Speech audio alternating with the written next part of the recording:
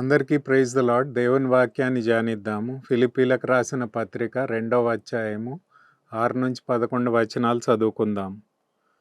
ఆయన దేవుని స్వరూపమును కలిగిన వాడై ఉండి దేవునితో సమానంగా ఉండుట విడిచిపెట్టకూడని భాగ్యమని ఎంచుకొనలేదు గాని మనుషుల పోలికగా పుట్టి దాసుని స్వరూపమును ధరించుకొని తను తానే రిక్తునిగా చేసుకొనెను.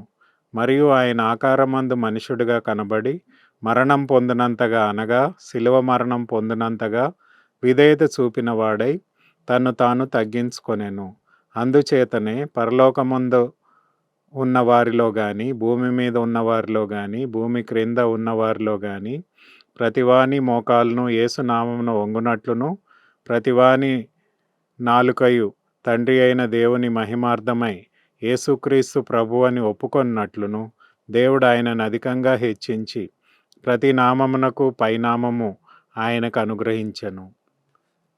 ప్రార్థన చేసుకుందాం. దయగలిగిన ప్రభువా, వాక్యాన్ని బట్టి వందనాలు. వాక్యంలో ఉండే సత్యాన్ని మేము గ్రహించి అర్థం చేసుకొని వాక్యానుసారం జీవించే భాగ్యాన్ని దయచేయండి. మా ప్రేక్షకులు కూడా మరి వాక్యంలో ఉండే సత్యాన్ని గ్రహించి అర్థం చేసుకొని ఆత్మీయంగా దీవించబడలాగా మీ కృపను దయచేయమని మాట్లాడుతున్న నన్ను మీ శిలువ చాటును మరుగుపరుచుకొని మీ బిడ్డలకు కావాల్సిన వాక్యాన్ని మీరు అనుగ్రహించి మీరే మహిమ ఘనత ప్రభావాలు పొందుకొనమని నజరేయుడైన యేసు పరిశుద్ధ నామంలో అతి వినయంగా బ్రతిమాలి వేడుకొంచున్నాం తండ్రి, ఆమేన్.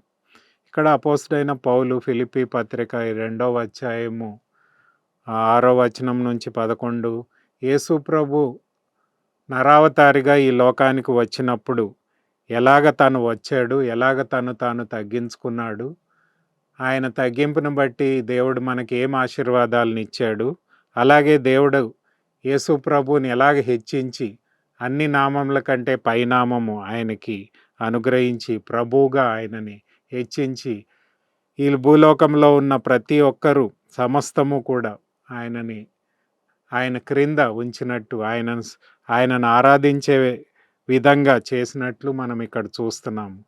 మరి ఈ ఫిలిప్పీ పత్రిక 2వ అధ్యాయము 6-8 వచనాల్లో యేసు ప్రభు దేవుడై ఉండి పరలోకాన్ని విడిచిపెట్టి నరావతారిగా ఈ భూలోకానికి వచ్చి తను తాను తగ్గించుకున్నాడు, రిక్తునిగా చేసుకున్నాడు.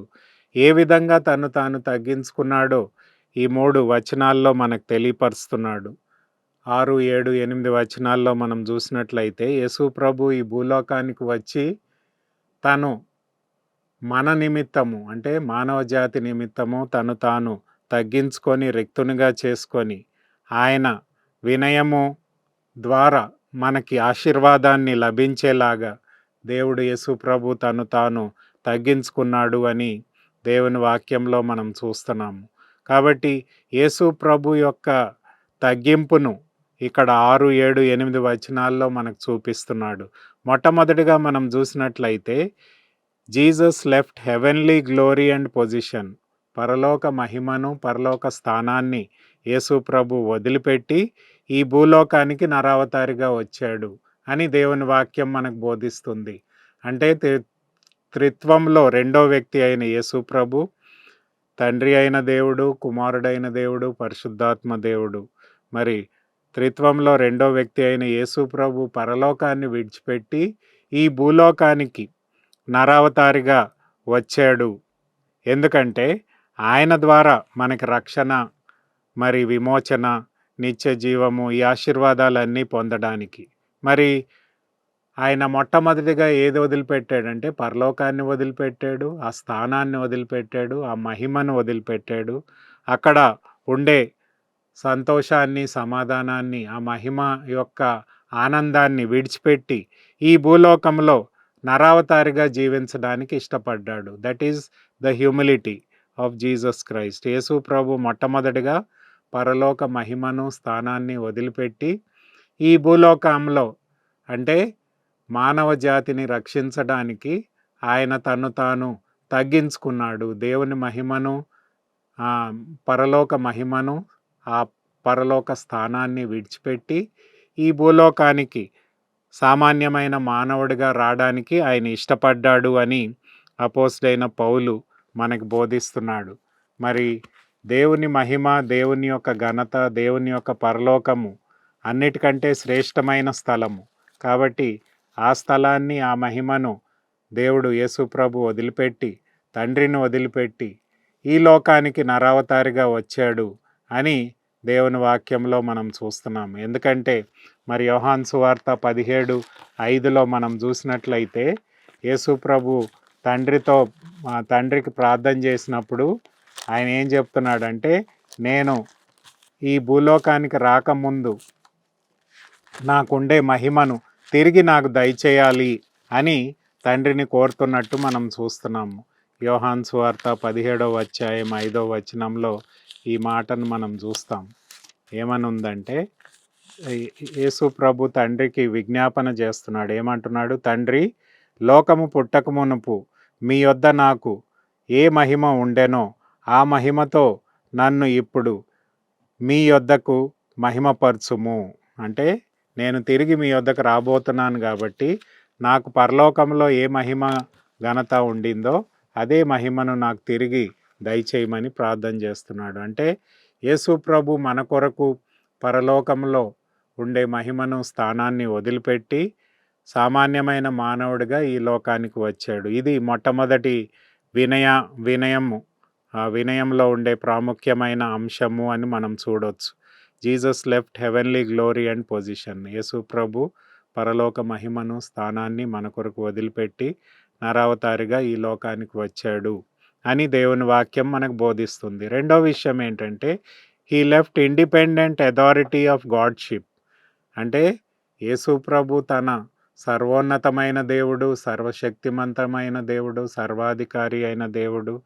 ఆయన తన స్వంత శక్తిని వినియోగించుకోవచ్చు, కానీ ఈ భూలోకానికి వచ్చినప్పుడు తన స్వంత స్వనీతిని కానీ, తన సొంత అధికారాన్ని కానీ విడిచిపెట్టి తన జీవితం అంతయు కూడా తండ్రి చిత్తానికి సమర్పించుకున్నాడు. He submitted to the will of the father అని దేవుని వాక్యంలో మనం చూస్తున్నాం. మత్తయి సువార్త 26:39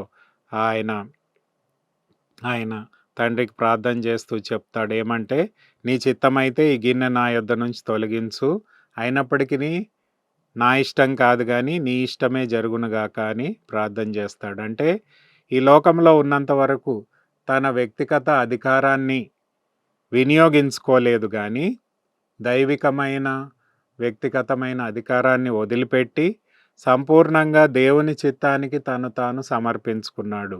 ఒకవేళ అలా సమర్పించుకోకపోతే మనకు రక్షణ వచ్చేదే కాదు.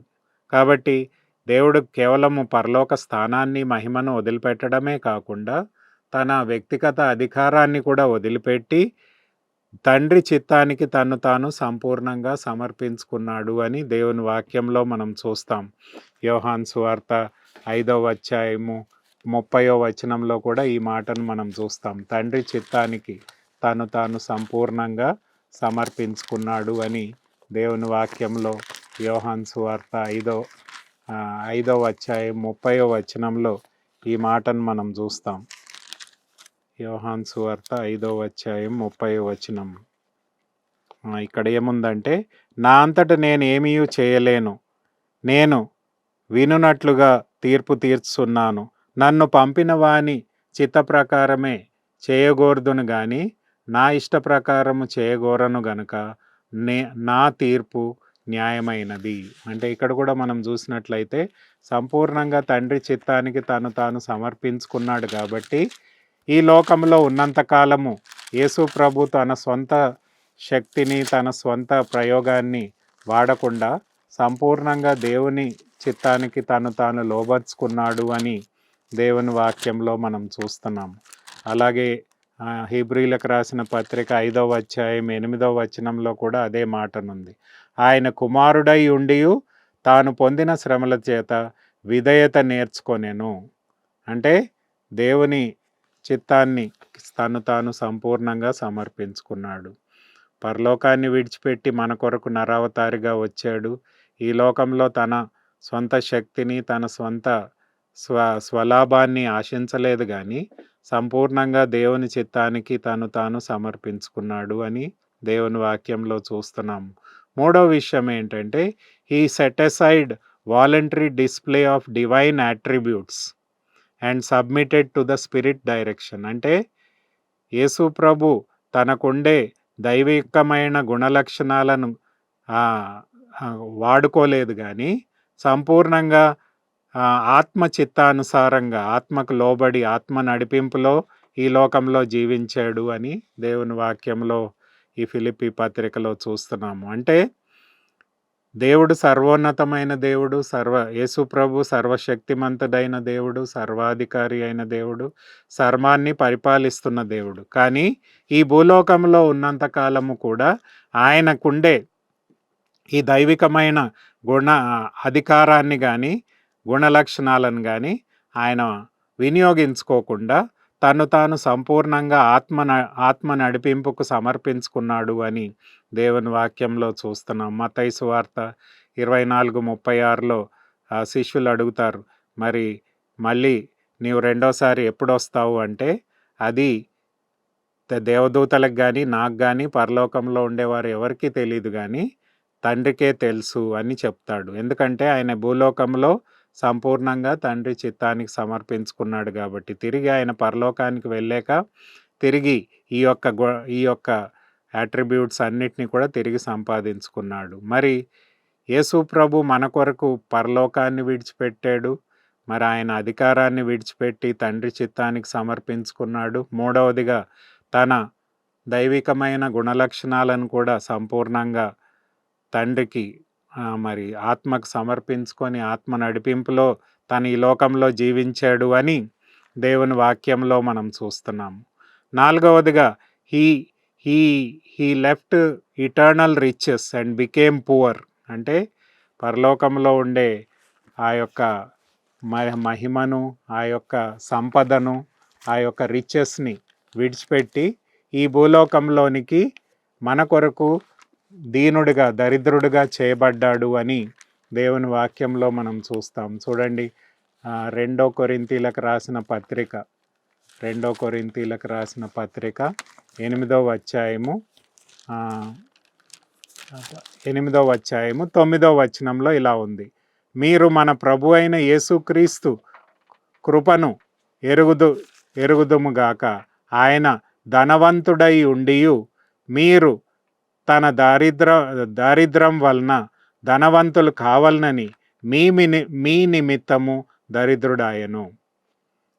అంటే ఆయన ధనవంతుడు అయినప్పటికీ ఈ లోకానికి వచ్చి మన కొరకు దరిద్రుడిగా అయ్యాడు. ఎందుకంటే ఆయన దరిద్రం ద్వారా మనము ధనవంతులు కావాలని ఇష్టపడ్డాడు అని దేవుని వాక్యంలో మనం చూస్తున్నాము.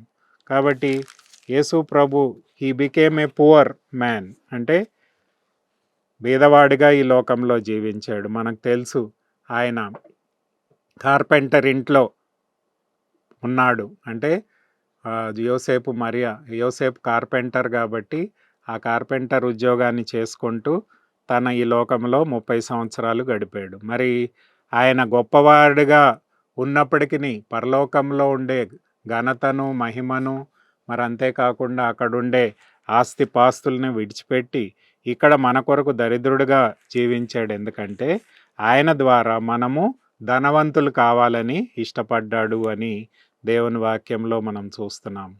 కాబట్టి మొట్టమొదటిగా పరలోక మహిమను, స్థానాన్ని విడిచిపెట్టాడు, ఆయనకుండే అధికారాన్ని విడిచిపెట్టాడు, ఆయనకుండే దైవికమైన గుణలక్షణాలను కూడా విడిచిపెట్టి ఆత్మకు సమర్పించుకున్నాడు.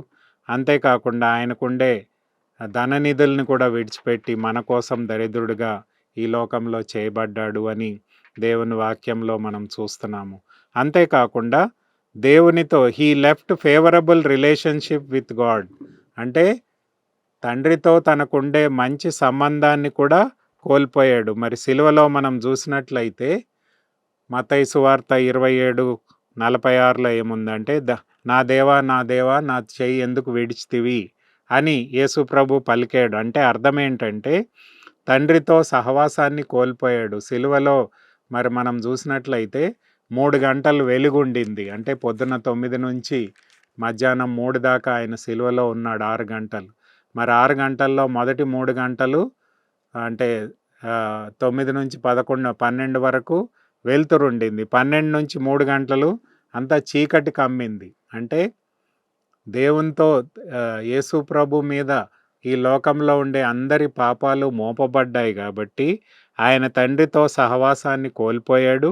మరి అంతేకాకుండా దేవుని తండ్రి యొక్క ఉగ్రతను తన మానవుల నిమిత్తమై అనుభవించాడు. అంటే మనకు రావాల్సిన శిక్షను, మనకు రావాల్సిన దేవుని ఉగ్రతను యేసు ప్రభు తన మీదకి తెచ్చుకున్నాడు. అంటే సిలువలో మనందరి కోసము ఆయన మన పాపాలను ఆయన మోసి ఆయన నీతిని మనకు అనుగ్రహించాడు అని దేవుని వాక్యంలో మనం చూస్తాం. 2 కొరింథీ 5:21లో ఆ మాటను మనం చూస్తాం.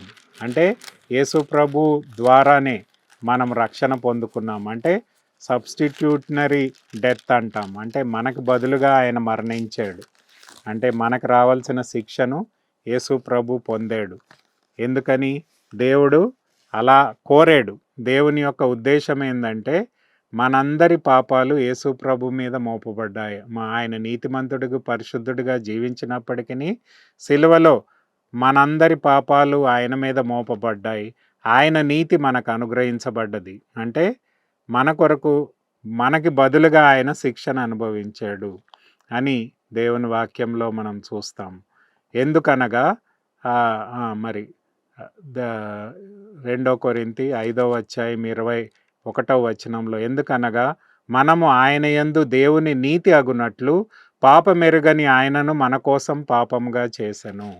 అంటే ఇక్కడ సిలువలో దేవునితో తండ్రితో సహవాసాన్ని కోల్పోయాడు.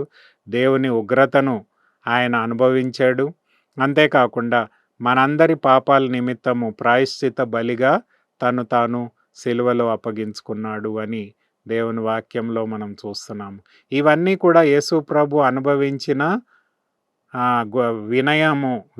వినయముతో కూడిన భక్తి శ్రద్ధలను మనం గమనిస్తున్నాము. మొట్టమొదటిగా మనం చూసాము, పరలోక మహిమను స్థానాన్ని వదిలిపెట్టాడు.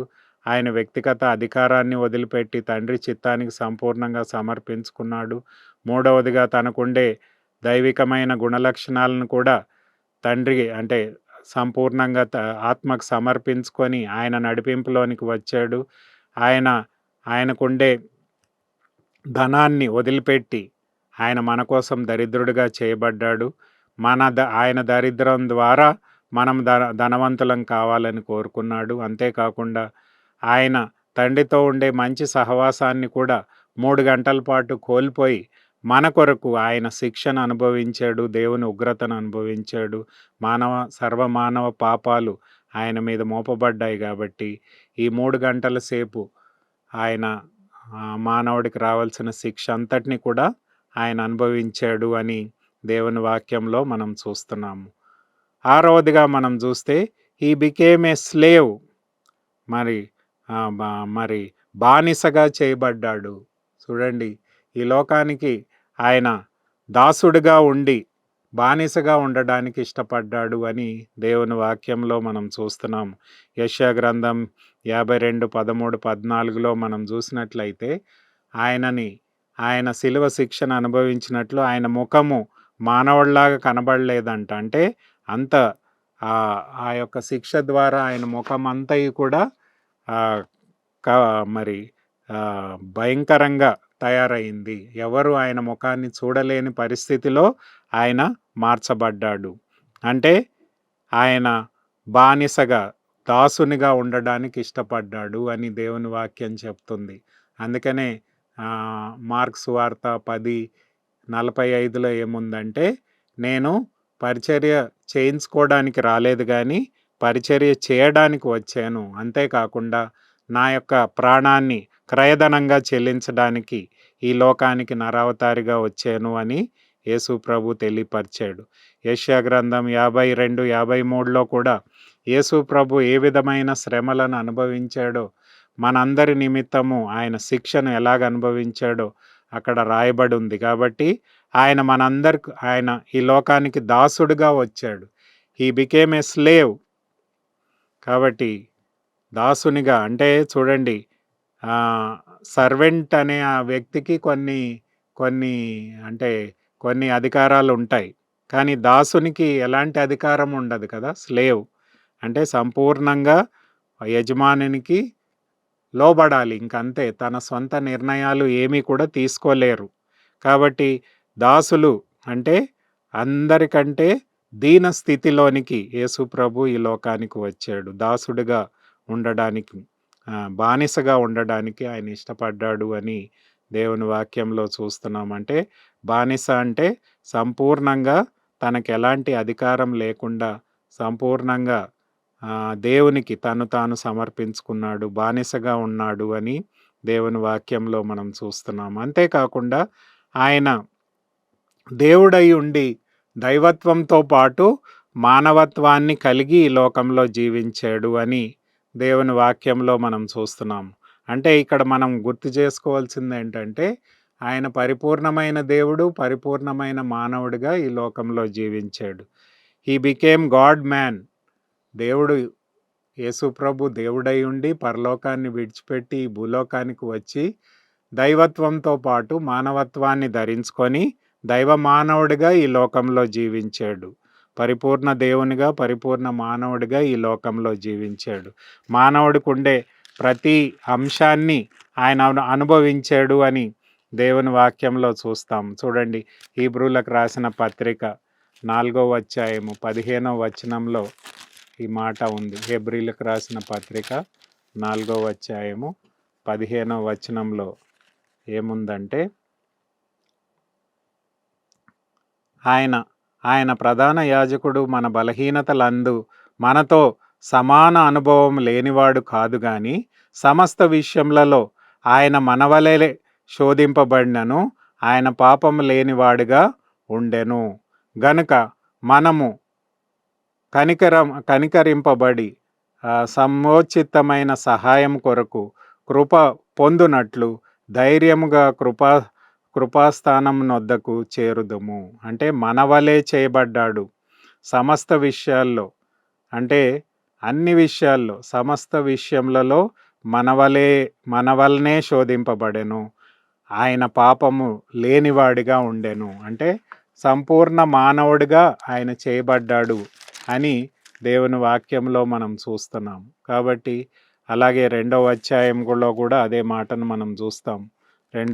హెబ్రీ 2:14-17 వచనాల్లో కూడా అదే అంశాన్ని మనం చూస్తాం. కాబట్టి యేసు ప్రభు మనలాగే చేయబడ్డాడు. అంటే చూడండి, కాబట్టి ఆ పిల్లలు రక్తమాంసములు గలవారైనందున ఆ ప్రకారమే మరణం యొక్క బలము గలవానిని ఆయన ఆపద్దినమున మరణం ద్వారా నశింపజేయుటకు జీవము కాలమందు మరణ భయము చేత దాసులు లోబడిన వారికి విడిపించుటకు ఆయనతో కూడా రక్తమాంసములతో పోలినవాడయ్యను. అంటే ఇక్కడ ఏముంది? Flesh and blood. అంటే సంపూర్ణంగా యేసు ప్రభు మానవుడిగా చేయబడ్డాడు, సంపూర్ణ మానవుడిగా దేవుడిగా చేయబడ్డాడు. ఎందుకు మానవుడు దేవుడు మానవుడిగా ఎందుకు చేయబడ్డాడంటే, మానవుడిగా ఆయన మనకి సిలువలో మన పాపాల నిమిత్తము శిక్షను అనుభవించాడు, దేవుడిగా మనకి విమోచన అనుగ్రహించాడు. కాబట్టి ఈ 2 క్యారెక్టరిస్టిక్స్ ఆ యేసు ప్రభులో ఉన్నాయి. ఆయన సంపూర్ణ దేవుడు, సంపూర్ణ మానవుడిగా ఈ లోకంలో జీవించాడు. Fully God, fully man. అంటే యేసు ప్రభు సిలువలో మానవుడిగా మనందరి పాపాల నిమిత్తము శిక్షను అనుభవించాడు, దేవుడిగా మన పాపాల నుంచి విమోచన మనకు అనుగ్రహించాడు. కాబట్టి దైవ మానవుడిగా ఆయన సంపూర్ణ పాపక్షమాపణ, రక్షణ, నీతిని, పరిశుద్ధతను, దేవుని యొక్క ఆత్మీయ వరాలను మనకు అనుగ్రహించడానికి ఆయన సంపూర్ణ మానవుడిగా, దేవుడిగా ఈ లోకంలో జీవించాడు. కాబట్టి 7 విధాలుగా యేసు ప్రభు తను తాను తగ్గించుకున్నాడు. పరలోక మహిమను, స్థానాన్ని వదిలిపెట్టాడు. అది తన వ్యక్తిగత అధికారాన్ని వదిలిపెట్టి తండ్రి చిత్తానికి సమర్పించుకున్నాడు. దైవికమైన గుణలక్షణాలను కూడా వదిలిపెట్టి ఆత్మ నడిపింపుకు తను తాను సమర్పించుకున్నాడు. మరి ఆయన గొప్పవాడై ఉండి కూడా మన కొరకు పేదవాడిగా చేయబడ్డాడు. అంతేకాకుండా దేవునితో, తండ్రితో సహవాసాన్ని 3 గంటల పాటు కోల్పోయి మనకు రావాల్సిన శిక్షను సంపూర్ణంగా ఆయన సిలువలో అనుభవించాడు. దాసుడుగా చేయబడ్డాడు, దాసుడుగా జీవించాడు. అంతే కాకుండా సంపూర్ణ దేవునిగా, సంపూర్ణ మానవుడిగా ఈ లోకంలో జీవించి, సంపూర్ణ మానవుడిగా శిక్షణ అనుభవించి, సంపూర్ణ దేవుడిగా మనకు విమోచన అనుగ్రహించాడు అని దేవుని వాక్యం మనకు బోధిస్తుంది. 7 విధాలుగా యేసు ప్రభు తను తాను తగ్గించుకున్నాడు కాబట్టి, అందరికంటే దీన స్థితిలోనికి ఆయన వెళ్ళాడు కాబట్టి, యేసు ప్రభుని దేవుడు ఏం చేశాడంటే, ఆయన మరణంలోంచి తిరిగి లేచాడు. అంటే మరణాన్ని జయించాడు, పునరుద్ధానుడయ్యాడు. అంతేకాకుండా అందరికంటే ఉన్నతమైన స్థానంలో ఆయన తిరిగి కూర్చుండబెట్టబడి అందరి ద్వారా ఆయన అందరి మోకాలు, అంటే ఈ భూలోకంలో ఉండే అందరి మోకాలు ఆయన నామమును వంగునట్లు దేవుడు ఆయన్ని అత్యధికంగా హెచ్చించి ప్రభు అనే పేరుని ఆయనకు అనుగ్రహించాడు అని పౌలు మనకు బోధిస్తున్నాడు. కాబట్టి యేసు ప్రభు యొక్క వినయం ద్వారా ఆయన యొక్క దేవుడు ఆయన మానవుడిగా మన కొరకు ఈ విధంగా తను తాను తగ్గించుకొనడం ద్వారా 7 ప్రాముఖ్యమైన ఆశీర్వాదాలు మనకి అనుగ్రహించబడ్డాయి. అవి నేను చెప్పాలని కోరుచున్నాను. మొట్టమొదటిగా బానిసత్వంలోంచి విడిపించబడ్డాం. Removal of slavery. మనం దేనికి బానిసలమై ఉన్నామండి? చూడండి, 4 విషయాలు మనం గమనించాలి. ఇశ్రాయేల్ ప్రజలకి ధర్మశాస్త్రం ఇవ్వబడ్డది, కానీ ధర్మశాస్త్రాన్ని వారు ఉల్లంఘించారు కాబట్టి ధర్మశాస్త్రానికి బానిసలు అయిపోయారు. కాబట్టి మన ధర్మశాస్త్ర బానిసత్వంలోంచి విడిపించబడ్డాము. రోమీయులకు రాసిన గ్రంథం 10:4లో యేసు ప్రభు ధర్మశాస్త్రంని సంపూర్ణంగా నెరవేర్చాడు కాబట్టి ఇక ధర్మశాస్త్ర బానిసత్వంలోంచి మన విడిపించాడు. రెండవది, లోకము నుంచి విడిపించబడ్డాం. లోకంలో ఈవిల్ వరల్డ్, చెడు లోకంలో, అంటే మన 1 యోహాను పత్రిక 15, 16, 17 వచనాల్లో చూస్తే ఈ లోకంలో ఉండే చెడుతనం నుంచి విడిపించబడ్డాము. అంటే నేత్రాశ, మరి lust of the flesh, lust of the ice, pride of life అని మనం చూస్తాము. శరీరాశ, నేత్రాశ, జీవడంబము, ఇది అపవిత్రమైన ఆ లోకంలోంచి మనం విడిపించబడ్డాం. ధర్మశాస్త్రంలోంచి విడిపించబడ్డాం, లోకం నుంచి విడిపించబడ్డాం. మూడవది, సాతాను నుంచి విడిపించబడ్డాం. 1 పేతులు 5వ అధ్యాయంలో మనం చూసినట్లయితే సాతాను గర్జించి సింహం వలె ఎవరిని మింగుదునా అని చూస్తూ ఉంటుంది. కాబట్టి ఆ యొక్క సాతాను బంధకంలోంచి మనం విడిపించబడ్డాం.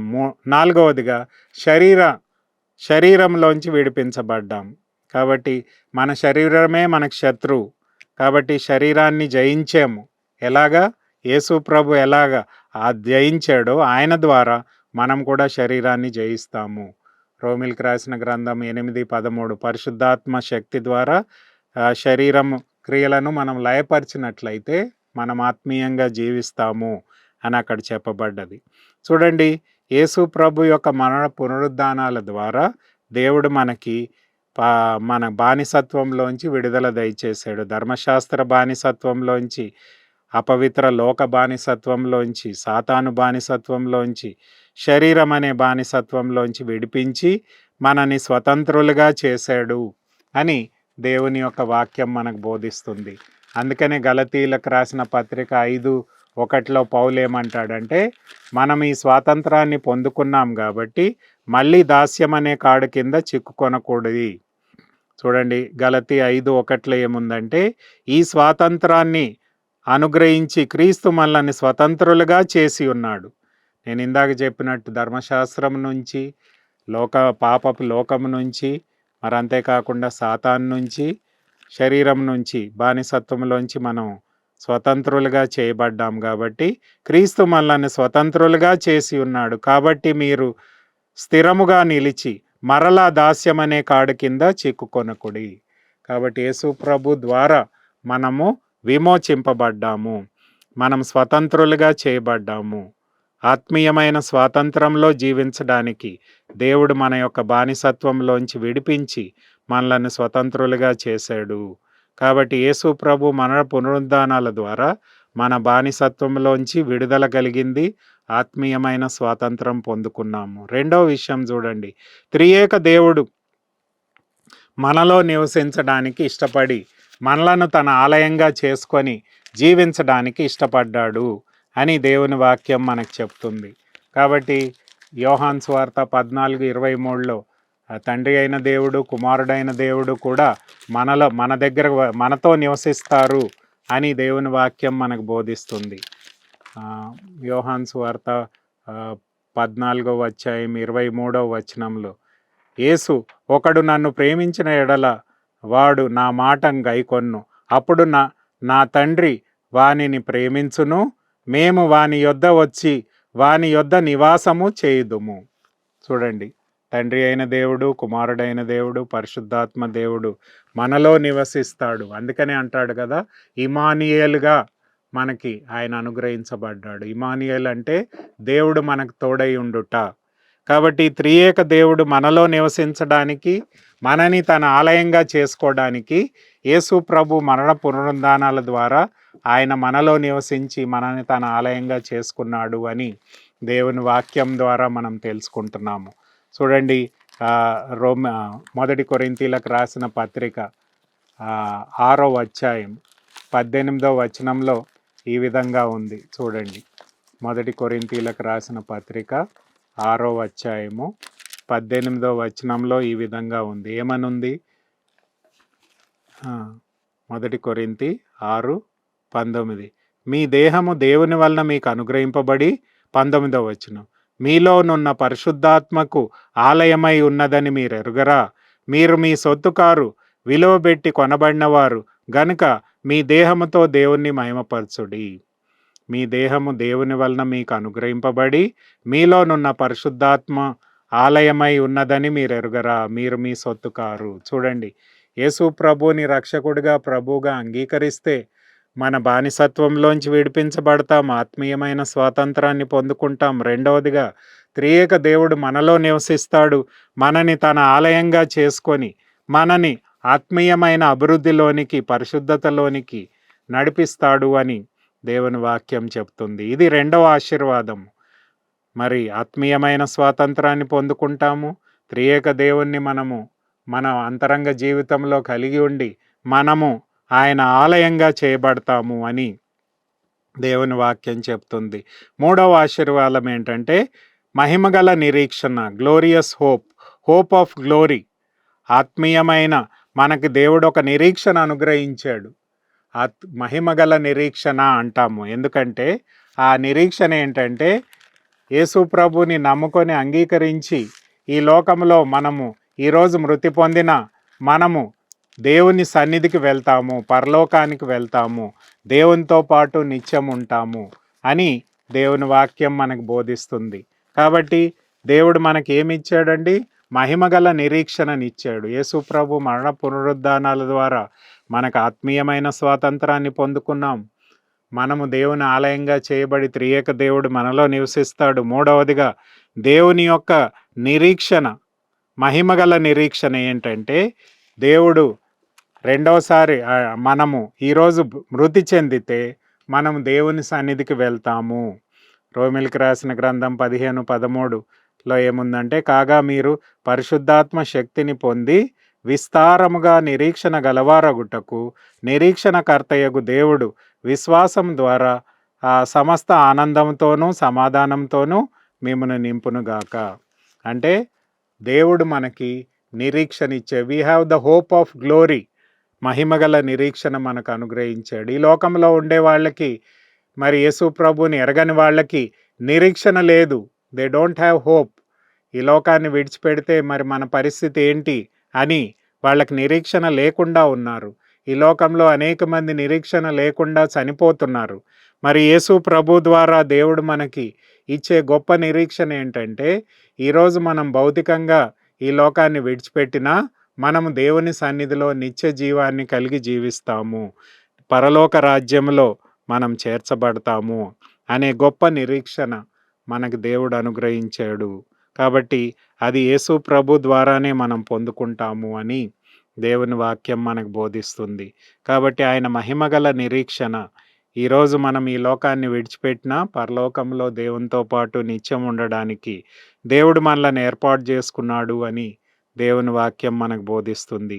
ఈ మహిమగల నిరీక్షణ మనని ఆత్మీయంగా, శారీరకంగా మరి ఆరోగ్యాన్ని మనకు కలుగజేస్తుంది.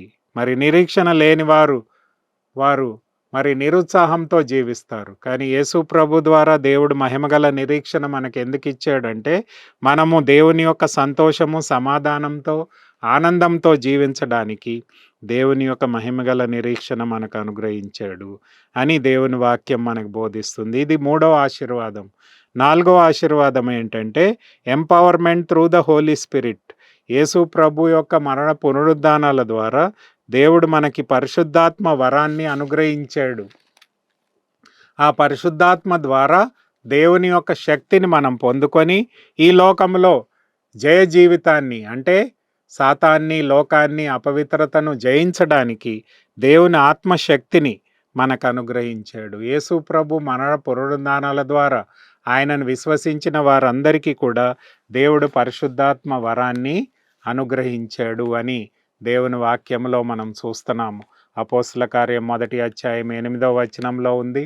అలాగే అపోస్తల కార్యం 2వ అధ్యాయం 38వ వచనంలో పేతులు వాక్యాన్ని బోధించినప్పుడు అక్కడుండే అనేక మంది ప్రజలు మేమేం చేయాలంటే, మీరు మారుమనసు పొంది బాప్టిజం పొందినట్లయితే పరిశుద్ధాత్మ వరాన్ని మీరు పొందుకుంటారు, దేవుని శక్తిని పొందుకుంటారు, అప్పుడు మీరు దేవుని కొరకు బలవంతులుగా జీవించగలుగుతారు అని పేతులు అక్కడ అపోస్తల కార్యం 2:38లో చెప్పినట్టు మనం చూస్తున్నాము. కాబట్టి దేవుడు మనకి శక్తిని, తన ఆత్మశక్తిని అనుగ్రహించాడు. ఈ లోకంలో మనము అనేకమైన శక్తుల మీద ఆధారపడుతున్నాము. చాలాసార్లు మన డబ్బు శక్తి మీదనో, మన పలుకుబడి శక్తి మీదనో, మన యొక్క అధికారపు శక్తి మీదనో, లేకపోతే మనకుండే ఇన్ఫ్లుయెన్స్ని బట్టి మనము శక్తిని పొందాలని చూస్తున్నాం. కానీ దేవుని బిడ్డలుగా, యేసు ప్రభు బిడ్డలుగా దేవుడు మనకి ఆత్మీయమైన పరిశుద్ధాత్మ శక్తిని మనకు అనుగ్రహించాడు. కాబట్టి దేవుని శక్తి ద్వారా ఈ లోకంలో మనం జయ జీవితాన్ని జీవించడానికి దేవుడు మనకు ఆధిక్యతనిచ్చాడు అని దేవుని వాక్యంలో మనం చూస్తున్నాము. ఇవన్నీ కూడా ప్రెజెంట్ బ్లెస్సింగ్స్, ఇప్పుడు మనం పొందుకున్న ఆశీర్వాదాలు. యేసు ప్రభుని నమ్ముకొని అంగీకరించిన వారు మరి బానిసత్వంలో విమోచింపబడి ఆత్మీయమైన స్వాతంత్రాన్ని పొందుకుంటారు. మరి త్రియేక దేవుణ్ణి కలిగి ఉండి ఆ దేవుని ఆలయంగా చేయబడతారు. దేవుని మహిమగల నిరీక్షణను కలిగి సంతోష సమాధానంతో జీవిస్తారు. ఆత్మశక్తిని పొందుకొని దేవుని కొరకు ఆత్మీయమైన విజయంలో నడుచుకుంటారు. అంతేకాకుండా ఫ్యూచర్ బ్లెస్సింగ్స్ కూడా మనకు యేసు ప్రభు ద్వారా కలుగుతాయి. యేసు ప్రభుని నమ్ముకున్న వారు ఏం పొందుతారు? పరలోక రాజ్యం యొక్క ఆశీర్వాదాలన్నీ కూడా పొందుకుంటారు. కింగ్డమ్ బ్లెస్సింగ్స్ అని అంటాం. ఏంటా కింగ్డమ్ బ్లెస్సింగ్స్? చూడండి, ప్రకటన గ్రంథం 21వ అధ్యాయం 4వ వచనంలో ఆ కింగ్డమ్ బ్లెస్సింగ్స్ ఏంటో, పరలోక రాజ్యం యొక్క ఆశీర్వాదాలు ఏంటో అక్కడ రాయబడినట్లు మనం చూస్తున్నాం. చూడండి ఒకసారి. 21వ అధ్యాయము 4వ వచనంలో ఉంది, ఆయన వారి కన్నుల ప్రతి బాష్ప బిందువును తుడిచివేయును, మరణం ఇంకా ఉండదు, దుఃఖమైనను ఏడుపైనను వేదనైనను ఇక ఉండదు, మొదటి సంగతులు గతించిపోవును, సింహాసనము నుండి వచ్చిన గొప్ప స్వరము చెప్పుట వింటిని. చూడండి, ఏముండదంట పరలోక రాజ్యంలో? మరి ఏడుపు ఉండదు, దుఃఖం ఉండదు, బాధ ఉండదు, మరి సంతోషము సమాధానం ఉంటుంది, మరణం ఉండదు. మరి ఇవన్నీ కూడా యేసు ప్రభు రాజ్యంలో ఉండే ఆశీర్వాదాలు. అంటే దేవుని రాజ్యంలో ఎవరు చేర్చబడతారు? దేవుని నమ్ముకొని అంగీకరించని వారే దేవుని రాజ్యంలో చేర్చబడతారు. దేవుని రాజ్యంలో చేర్చబడిన వారికి దుఃఖం ఉండదు, బాధ ఉండదు, వేదన ఉండదు, మరి ఎలాంటి అనారోగ్యం ఉండదు, ఎలాంటి బలహీనతలు ఉండవు. మరి నిత్య ఇటర్నల్ లైఫ్, నిత్య జీవాన్ని కలిగి జీవిస్తారు. సంతోషం సమాధానంతో జీవిస్తారు. దేవుని యొక్క ఆనందాన్ని మహిమను పొందుకుంటారు. మరి ఇవన్నీ ఆశీర్వాదాలు ఎక్కడుంటాయి? దేవుని యొక్క రాజ్యంలో ఉంటాయి. కింగ్డమ్ బ్లెస్సింగ్స్ అంటాం. యేసు ప్రభు రాజ్యంలో ఎవరైతే చేర్చబడతారో వాళ్ళందరికీ కూడా దుఃఖం ఉండదు, బాధ ఉండదు, కష్టాలు ఉండవు. మరి ఈ లోకంలో అనేకమైన రోగాలతో మనం బాధపడుతున్నాం. బీపీ, షుగరు, మరి క్యాన్సరు, అనేకమైన రోగాలతో మనం బాధపడుతున్నాము. కానీ యేసు ప్రభుని నీ రక్షకుడిగా, ప్రభువుగా అంగీకరించి ఆయన పరలోక రాజ్యంలో చేరిన వారికి దేవుడి ఈ యొక్క బలహీనతలన్నీ కూడా తీసివేసి నిత్య జీవాన్ని ఆయన అనుగ్రహిస్తాడు, పరలోక స్వాస్థ్యాన్ని అనుగ్రహిస్తాడు. ఆయనతో దేవునితో పాటు నిత్యం ఉండడానికి మనల్ని ఏర్పాటు చేసుకుంటాడు. ఆయన ఆయన మన దేవుడై ఉంటాడు, మనం ఆయన ప్రజలై ఉంటాము. ఆయనతో నిత్య సహవాసము, నిత్య రాజ్యంలో మనం కలిగి ఉంటాము అని దేవుని వాక్యంలో మనం చూస్తున్నాం. These are the future blessings. రాబోయే కాలంలో దేవుని బిడ్డలు ఈ లోకాన్ని విడిచిపెట్టి దేవుని సన్నిధిలో చేర్చబడినప్పుడు దేవుని రాజ్యంలో ఈ నిత్యమైన ఆశీర్వాదాలన్నిటినీ కూడా వారు అనుభవిస్తారు అని దేవుని వాక్యం మనకు బోధిస్తుంది. మరి అంతేకాకుండా దేవుని యేసు ప్రభు యొక్క సంఘంలో, అంటే ఇప్పుడు ఎవరైతే రక్షింపబడి దేవుని నమ్ముకున్నారో వారందరూ కూడా పరిశుద్ధాత్మ ద్వారా దేవుని సంఘంలో చేర్చబడ్డారు. కాబట్టి ఎప్పుడైతే యేసు ప్రభు రెండోసారి వస్తాడో దేవుని సంఘము, వధువు, బ్రైడ్, యేసు ప్రభు యొక్క వధువుగా, అంటే ఆయనకి భార్యగా మనం స్వీకరించబడతాము. We become the bride of Christ. Yesu ప్రభు రెండోసారి వచ్చినప్పుడు ఆయన సంఘం ఎత్తబడుతుంది. అంటే విశ్వాసులు దేవుని సంఘంగా చేయబడ్డారు కాబట్టి సంఘము యేసు ప్రభు యొక్క రెండవ రాకడలో ఎత్తబడుతుంది. కాబట్టి ఈ ఎత్తబడిన సంఘం ఏమవుతుంది? దేవుని కొరకు వధువుగా సిద్ధపరచబడి దేవునితో జత చేయబడి నిత్యము దేవుని సహవాసంలో అనుభవిస్తుంది. అందుకనే ప్రకటన గ్రంథం 19వ అధ్యాయం 7వ వచనంలో ఈ మాట ఉంది. ప్రకటన గ్రంథం 19వ అధ్యాయము 7వ వచనంలో ఈ మాటను మనం చూస్తాం.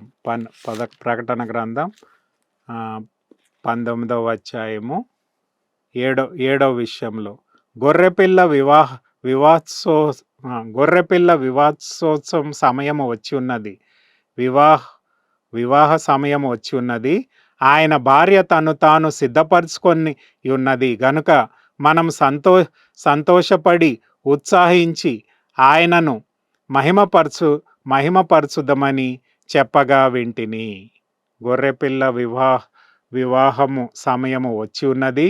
ఆయన భార్య తను తాను సిద్ధపరచుకొని ఉన్నది గనుక మనం సంతోషపడి ఉత్సాహించి ఆయనను మహిమపరచదమని చెప్పగా వింటిని. అంటే యేసు ప్రభువుని నమ్ముకొని అంగీకరించిన వారు దేవుని సంఘంగా చేయబడతారు. దేవుడు రెండవ రాకడలో ఎత్తబడతారు. అంతేకాకుండా దేవునికి వధువుగా, అంటే భార్యగా సిద్ధపరచబడి ఆయనతో ఐక్యపరచబడి ఆయనతో నిత్య సహవాసంలో ఎల్లప్పుడూ జీవిస్తారు అని దేవుని వాక్యం మనకు బోధిస్తుంది. ఇవి ఫ్యూచర్ బ్లెస్సింగ్స్. అంటే పరలోక రాజ్యంలో ఉండే ఆశీర్వాదాలను అనుభవిస్తాము. యేసు ప్రభుకి భార్యగా మనం చేయబడతాము. అంతేకాకుండా దేవునితో పాటు ఏలుతాము. We will reign with Christ. Yesu ప్రభుతో మనము ఆయనతో పాటు సింహాసన ఆసీనులమై ఉండి పరిపాలన చేస్తాము అని దేవుని వాక్యం మనకు బోధిస్తుంది.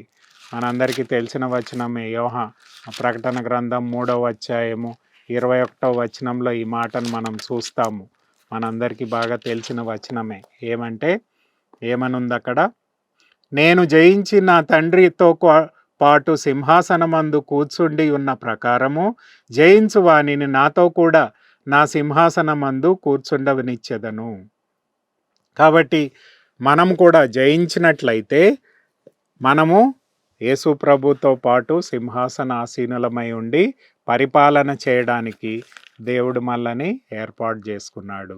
చూడండి, యేసు ప్రభు తను తాను ఈ లోకంలో రిక్తునిగా చేసుకొని వినయము సాత్వికముతో తను తాను దీనుడిగా చేసుకున్నందుకు, మరి పరలోక మహిమను వదిలిపెట్టినందుకు, తన వ్యక్తిగత అధికారాన్ని వదిలిపెట్టినందుకు, ఆయనకుండే గుణలక్షణాలను వదిలిపెట్టినందుకు, ఆయనకుండే మరి రిచెస్ని వదిలిపెట్టినందుకు, ఆయన దేవునితో ఉండే మరి అన్యోన్య సహవాసాన్ని వదిలిపెట్టినందుకు, దాసునిగా అంటే బానిసగా చేయబడినందుకు, ఆయన దైవ మానవుడిగా చేయబడినందుకు దేవుడు ఈ ఆశీర్వాదాలన్నీ కూడా మనకిచ్చాడు.